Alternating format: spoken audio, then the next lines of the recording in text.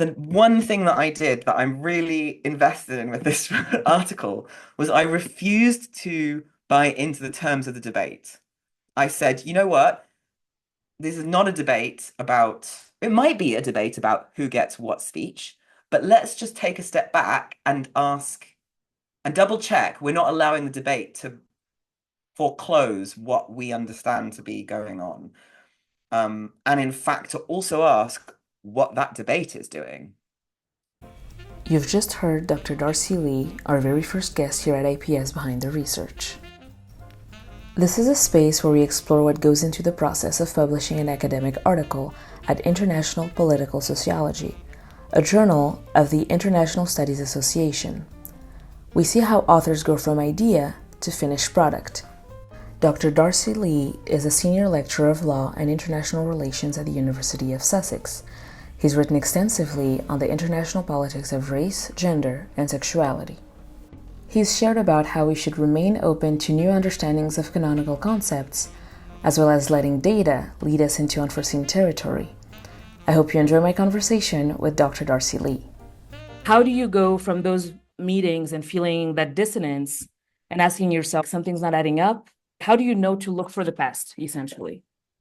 Um, Great framing, thank you. I guess so, I do open the article with this vignette where I'm sitting in faculty meetings or staff meetings at my university. They're all about free speech. They're all about what we're going to do about this looming free speech crisis or this story of a free speech crisis that we're being met with. And, we do have our differences of various kinds, but we mostly agree, okay, we like free speech. Free speech is good. We don't like racism. Racism is bad. So we want just as much free speech as we can have, but we want to, draw the line at preventing racism. And, we disagree maybe over where that line is or how we should enact it, but the kind of framework is pretty surprisingly shared amongst us. And I guess extra surprisingly, because the university where I work, the University of Sussex, is very well known for having a very critical, queer, decolonial, Marxist, post-structuralist, feminist lens on the world. And I would say that many of us have spent our entire careers critiquing liberalism and rights and liberal freedoms in one way or another. Perhaps I should say, I think some of my colleagues in law would not like to be characterized in this manner, but I would still say that more of my colleagues in law are in this critical camp than you might expect to find in your average law school. And certainly the rest of the social sciences, our international relations department, for example, is almost entirely critical, and that's sort of what we have built a reputation on. So I'm sitting in these meetings, and we're just sort of being good liberal subjects. We're saying, yeah, yeah, free speech, yeah, yeah, racism, bad, bad, yeah. And the dissonance that you're talking about is, well, come on, we haven't embraced any of these other liberal rights and freedoms so enthusiastically, right? So some of us are working on critiques of how LGBT rights are deployed in service of colonialism, or how the recognition of indigenous rights co-ops indigenous struggles, or those sorts of things. Um, some of us are working on just histories of the violence of liberalism in its many forms. So the dissonance was, come on, everyone, can we turn these expertise that we have and these questions that we have in all these other areas towards the question of free speech? Is it actually this straightforward, good, lovely thing that we think it is? Can we hold these two principles easily together, our anti-racism and our support for free speech?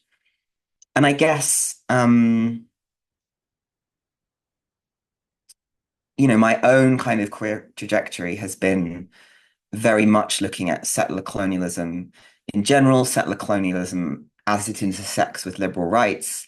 And I was at the moment that I was sitting in these meetings at a sort of shift in terms of focus to look at what we might call the kind of resurgent or far or ethno-nationalist right that's taken hold of our world in the last 10 to 20 years, and looking particularly at the settler coloniality of the politics of that right. Um, and so free speech was obviously coming up not just in those meetings and not just in the press, the world around me, but also very much in some of this resurgent right world that I was looking at in research terms. So yeah, my intellectual history and my experience in those meetings was very much kind of intersecting.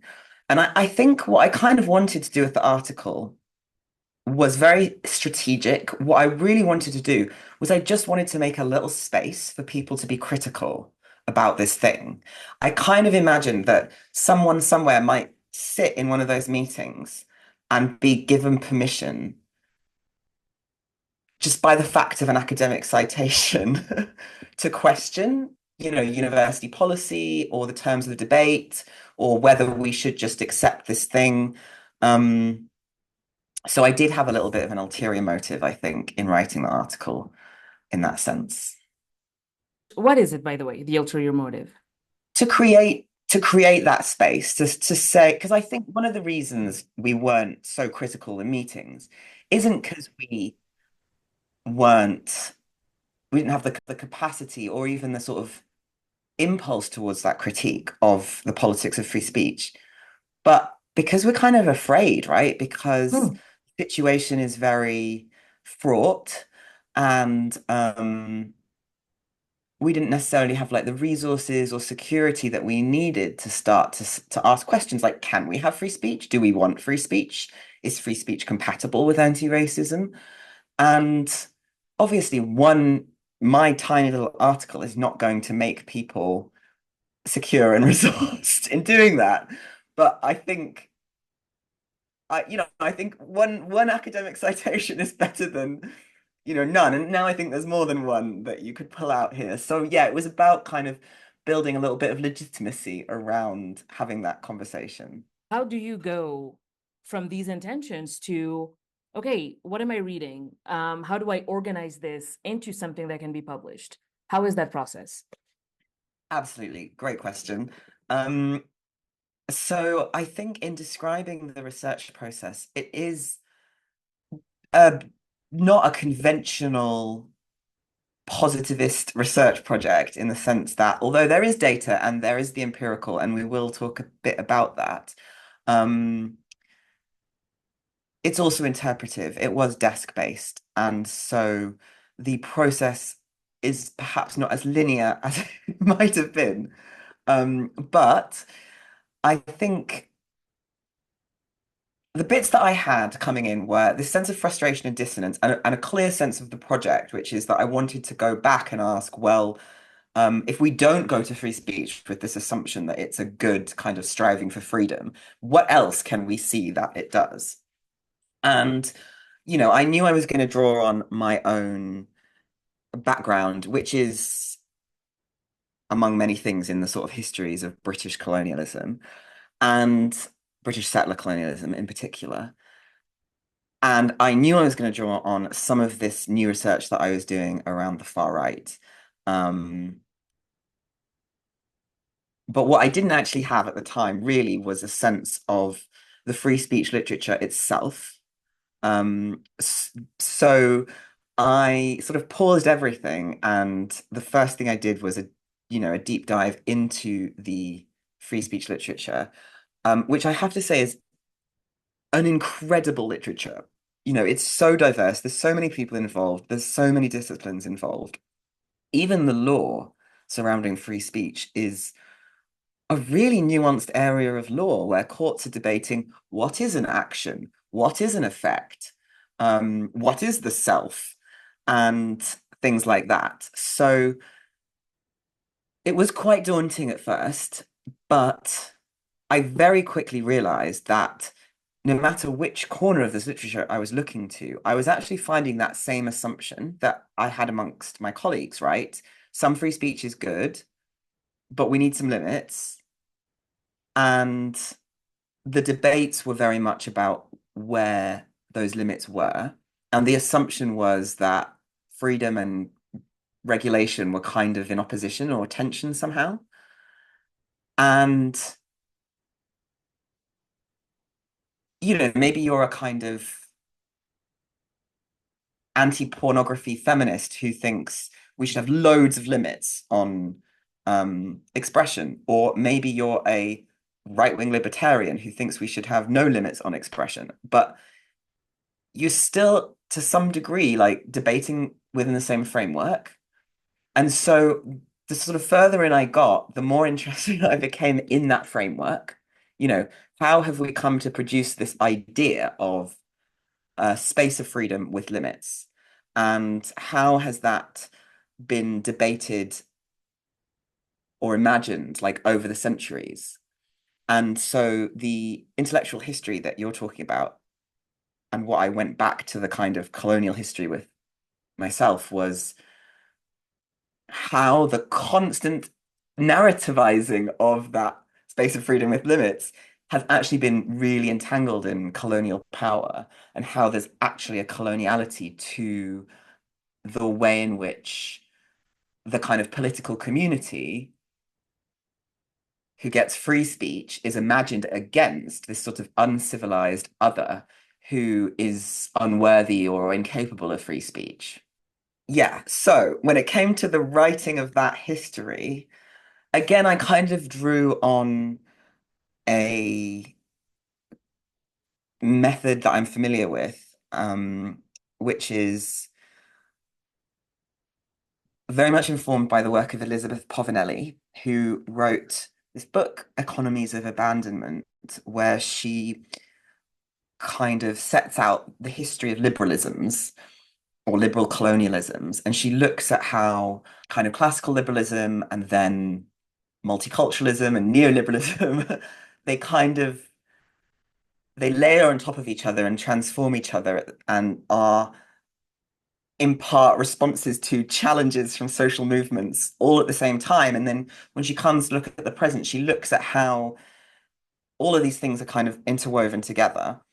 And I more or less told that same story, but centering free speech, struggles over free speech, trying to hit some key moments in the history of free speech, like um, John Stuart Mill's very famous and influential um, framework. So yeah, so I had the colonial history, I had the method of genealogy that I usually do. I had to go to the free speech literature um, in order to do it. I have two questions now. Number one, before we see what we see, were there other versions of this? So there were other versions. It's not that different, I have to say. I have to say the vision remained the same. I've definitely written articles where the end article is a different article to the one that you started writing. This one remained the same article. It took a while to figure out exactly how to do it. And I would say that the versions that emerged responded very much to the review process. So, um, one thing that came out of the review process was that I was trying to orient the article somewhat to international relations, partly because that's my background, even though I'm in law now, partly because IPS kind of has a reputation of being a bit of an IR journal. You can leave me that in, but the editors won't like it. So I think that was an error on my part. And they came back and said, look, like we have a much more interdisciplinary perspective than this, and we think this article could say something much more important about free speech in general, not just about the discipline of international relations. And that was honestly extremely helpful just to have permission to um, go wherever I needed to go, be interdisciplinary, look to other literatures, and be ambitious, I think, in my contribution as well, rather than say, oh, I'm just nitpicking this tiny disciplinary thing to say, actually, no, I'm kind of suggesting we think about free speech in this radically different way. Um, so the sort of literature review part of the article got rewritten in response to the reviews.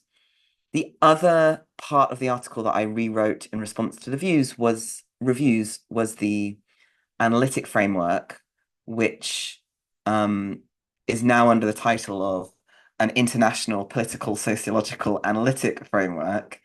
And I wrote that because the editors said this article could go in any journal. Please make clear what is specific about our journal that means we're the right fit. And in all honesty, I was always doing an IPS methodology, and I was concerned about not. I was also doing a decolonial methodology that very much comes from the decolonial literature.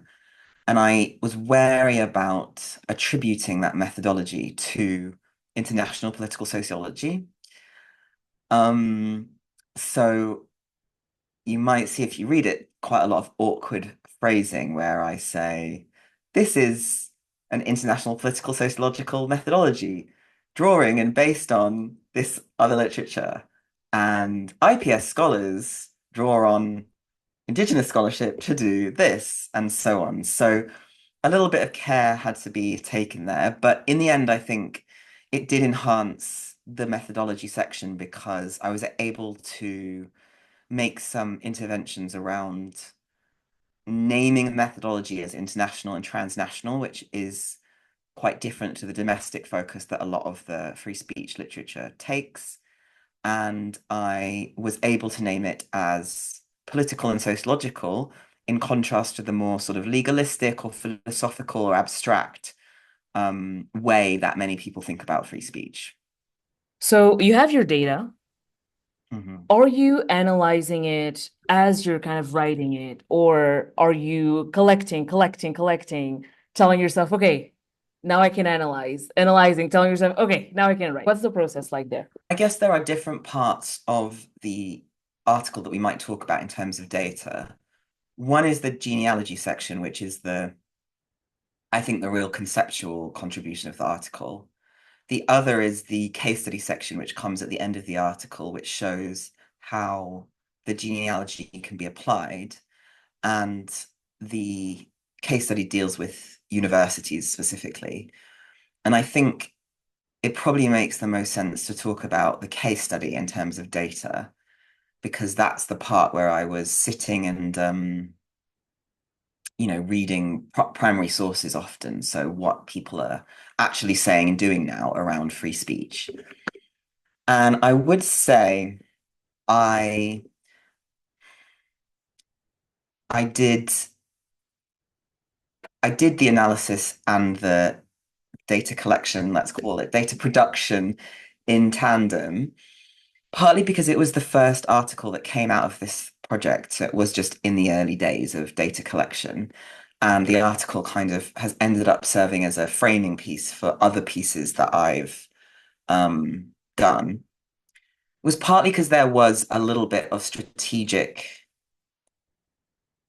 selection in the data collection because the article was more about making this conceptual intervention in the study of free speech, more about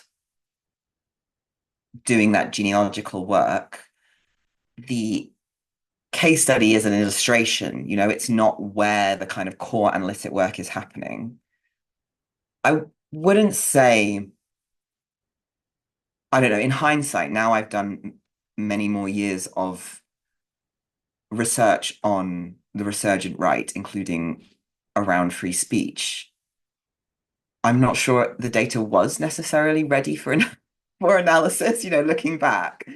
Um, and the reason I say that is because my experience of empirical work is that it's starting to be ready when it starts to sort of take on a life of its own.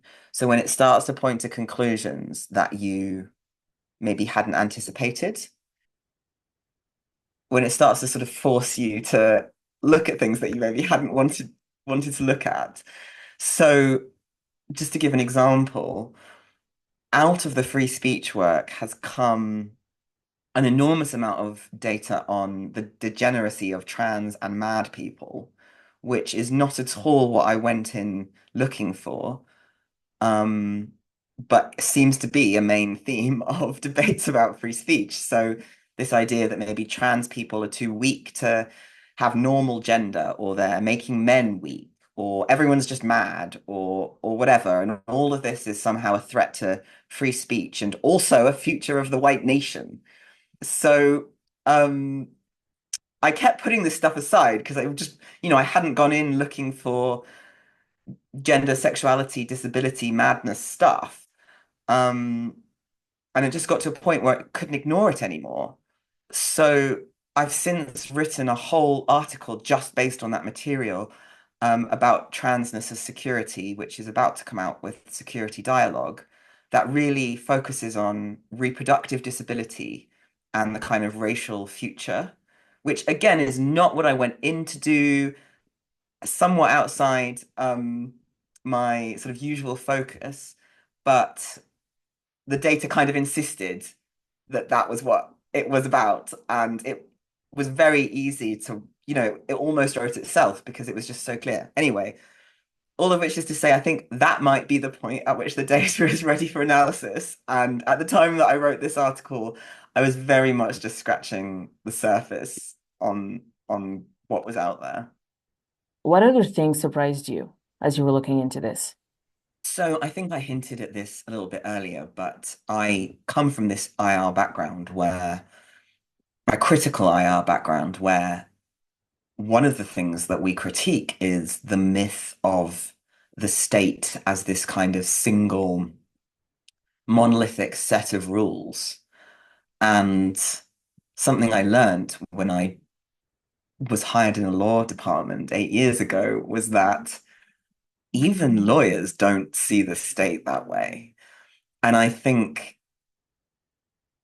without wanting to romanticize the state, which is clearly an arrangement of violence, it's very impressive. Like it's very impressive that a court can debate what it means to speak or act or express oneself, in this really quite deep philosophical way. And it's very impressive that this literature is, so nuanced. This free speech literature is the liberal free speech literature even, kind of surprised me in its sophistication. And I think that's my error of I don't know, not going to the source perhaps before I went to the critique. But I don't think I changed my mind politically about it, but I did find it surprisingly impressive. Yeah. Free speech was and still is a super, super hot topic and very incendiary one, even. Did you at any point feel like you had to have some specific safety considerations for yourself? This is a really good question, and I actually put in answer to your question, I had some other concerns about the ethics of the article, but I did put that I was the human participant in the research. Because the question is framed, how did you look after the human participants? I think there are a few layers about which I have had concerns. One of those was just the kind of process of reading all this far right literature day in, day out. And um, I'm a Jewish trans person, so I'm often the object of some of this, sometimes explicitly anti-Semitic or ethno-nationalist or anti-trans literature.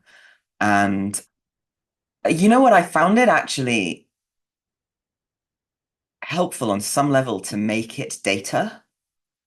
I didn't enter into debate with it. I didn't assess it for its um, truthfulness. I said, this is data, and I'm going to analyze it for what it's doing in the world. And I found that sort of distancing helpful. I found it very hard to read. Online blog posts, tweets, anything like that felt much more personal than reading a book.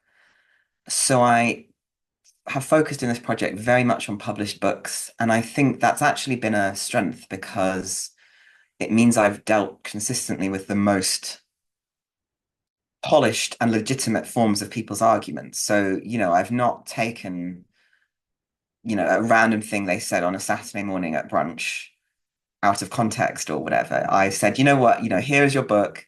This is your opportunity to really set out your argument. And this is the argument that's been legitimized by Penguin or some other publisher. So for whatever reason, I just found, okay, it's a book, it's data. This was a very soothing way to engage with this potentially troubling material. Not so much for this article, but I have thought a lot about my social media presence, my internet security, just as I think a lot of trans people in general need to also working on the far right, working on anti-trans feminism. I think you're sort of inevitably going to get scooped up in one way or another. And if social media was really important to me, I would have found a way to stay, but it wasn't important to me. So I am no longer on social media. Um, and but I'm aware that that is a risk. But I decided it was a risk I wanted to take. I decided I didn't want to live in fear. Um, and again, less so for this article, maybe more for some other articles I've written. But I appreciate all of these things are very person specific, like some people, it's really important to them to be publicly visible, or they want to read tweets, or they don't want to read a book ever. They don't even want to expose themselves to this. Like, why should anyone expose themselves to this? I don't know. Am I contributing to the problem by giving it a platform? That's another ethical question that I've asked myself. So this was the first article that I wrote on my first sabbatical in my first permanent job. And I really like to make visible the material conditions that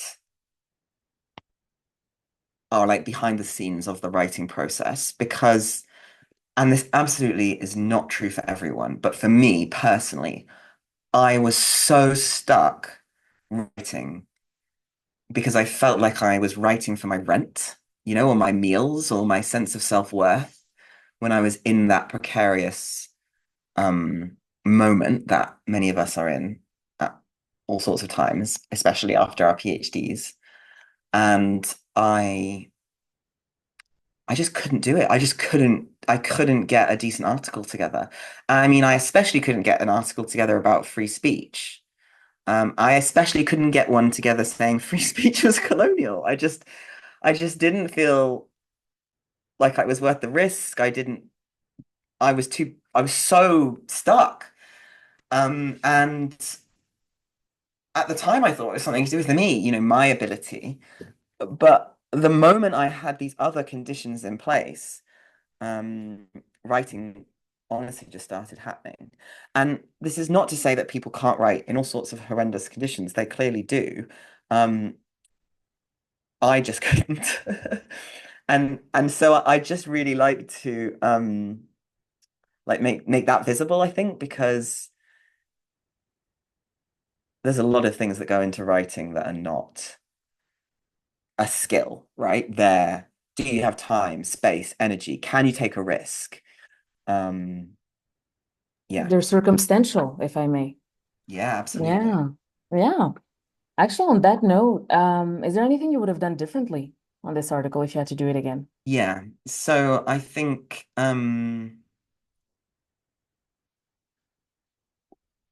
because I have a background in settler colonial studies, and have been very engaged in the past in Indigenous thought and philosophy and resistance, I am quite attuned to the centrality of land to an analysis of settler colonialism. And while I think there is actually a connection between land and the settler coloniality of free speech and occupation, I don't think I made it as strongly as I would like to have done in the article. I think I use settler colonial mostly to describe a kind of space of colonialism or location of colonialism. And I don't think I managed to center land. And it might just not have been possible in the space of an article and given the different things that I was trying to do. But that's something that I have thought about a lot and will continue to think about. And then the other thing that I would have done differently relates a little bit to this kind of moment of analysis of the data, which is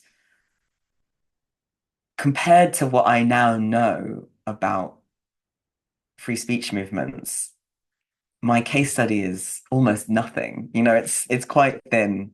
Um, and again, maybe it's the right size and scale for the article itself. But it's a blip compared to the complexity and coloniality of these movements. So if I were to write it again now, that would, I would say, be richer. But again, hopefully it does the job that I needed it to do at the time. I was thinking about the timeline. You're in the staff meetings, and this is now a published article. How long between the two? So I guess that's 4 years of work on the article itself, which is not accounting for the decade to 15 years previously of work on histories of settler colonialism that were kind of necessary to get to this point.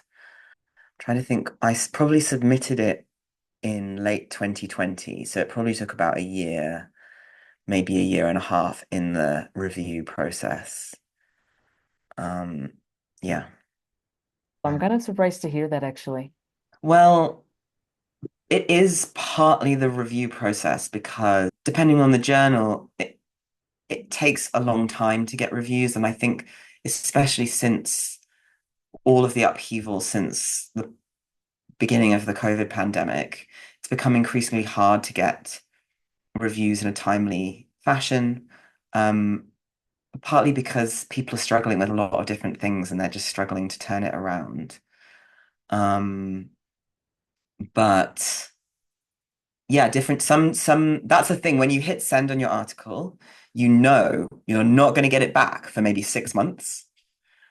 So, and then you usually get 3 months to do your revisions, and then you submit your revised article and you know it might be another 6 months. So you have to make kind of strategic decisions about that. And some people will submit to journals that they know will take less time specifically because they want it back more quickly. And some fields are known for taking forever. I submitted to a Duke University Press journal once. I got rejected, but it took 18 months for them to reject me. And because you tick a little box which says your article isn't under consideration anywhere else, that journal really gets to own your article for that period. But I personally like the feeling, okay, this is off my desk. I don't have to think about it. I can recover from thinking about it. It will come back when it comes back. I actually don't hate the process. And the review process is really rewarding. Like the IPS process was very rewarding. People really engaged in a really helpful, constructive way. Do you have any advice for anyone looking into this and maybe even wanting to publish in this? Um, don't. No, that's not true. I mean, the reason that I say this don't is because free speech and also the far right are such contested, fraught, buzzy topics right now. Everyone has an opinion. It's very hard to think away from the debates, um, and to not be predetermined by them. And it's very hard to communicate with people because they all have their own idea of what, if I say to someone, I'm researching free speech, they immediately have an idea in their head of what that means. It might mean I'm a right-wing libertarian, it might mean I'm a social justice warrior. Um, Whatever it is, you're always starting with that. And I think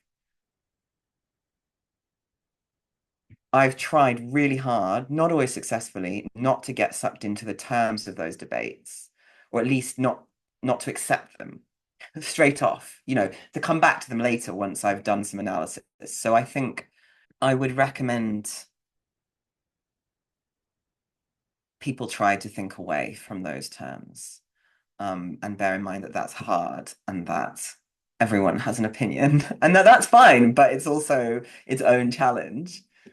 Um, and I think in terms of work around the kind of resurgent ethno-nationalist right more generally, I try not to say far right because it's not very far, is it?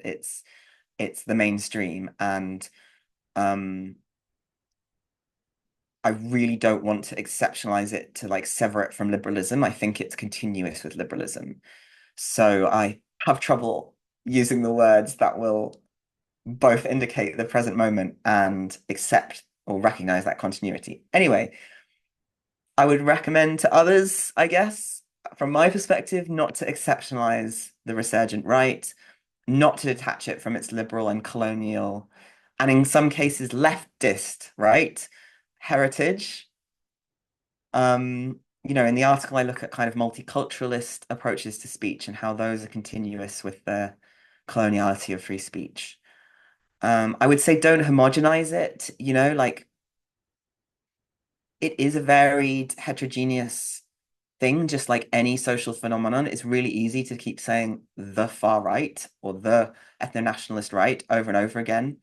And that's a critique that I get from reviewers a lot, from all sorts of different articles. Like, you're talking about the far right as if it's this single fixed thing. Um, and it's not.